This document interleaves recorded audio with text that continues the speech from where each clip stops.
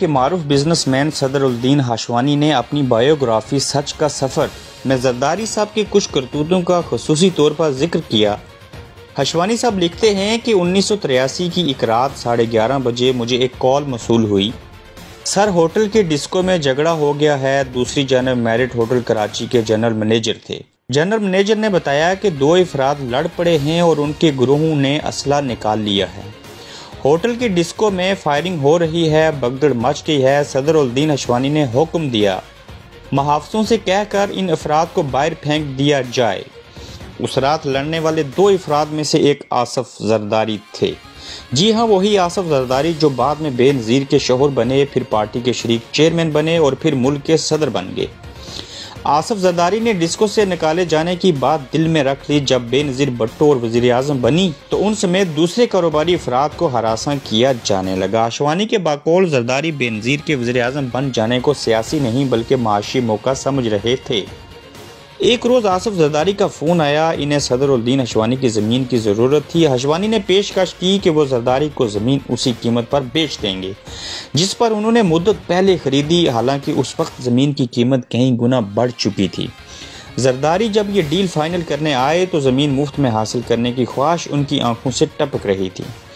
ताहम हशवानी ने ज़मीन उसी कीमत पर दी जिस पर खरीदी थी। उसके बाद हशवानी की गाड़ी का ताक़ुब शुरू हो गया। वो जहाँ जाते उनका पीछा किया जाता। अजीब व गरीब लोग उनके गिर्द घूमते, उनसे बात करने की कोशिश करते या किसी न किसी बहाने उनके दफ्तर आ जाते। एक बार इन्हें बैंक से दोस्त का फ़ोन आया। दोस्त ने बताया, हशवानी साहब, आपने अपने होटलों के कागजात हमारे बैंक के लॉकर में रखे हैं, बराए मेहरबानी इन्हें निकलवा लें क्योंकि किसी ने उन पर बुरी नज़र रख ली है।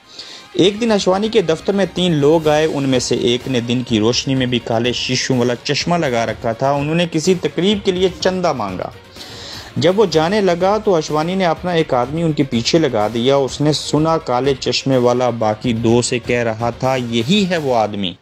सदरुद्दीन हशवानी ने पुलिस वालों को चश्मे वाले का हुलिया बताया। मालूम हुआ उसका नाम बशीर कुरैशी है, एक जाना माना जराइम पेशा, और उसके साथ मौजूद दूसरा शख्स लगारी था। हशवानी मजीद परेशान हो गए। उन्होंने लंदन मुंतकिल होने का फैसला कर लिया। जिस रोज़ इन्हें लंदन रवाना होना था, अलल सुबह 8 बजे एक फ़ोन मसूल हुआ। ये core commander Karachi general Asaf Nawaz थे। आसफ नवाज ने कहा, आधे घंटे में मेरे दफ्तर पहुंच जाएं और मामूल का रास्ता इख्तियार न करें।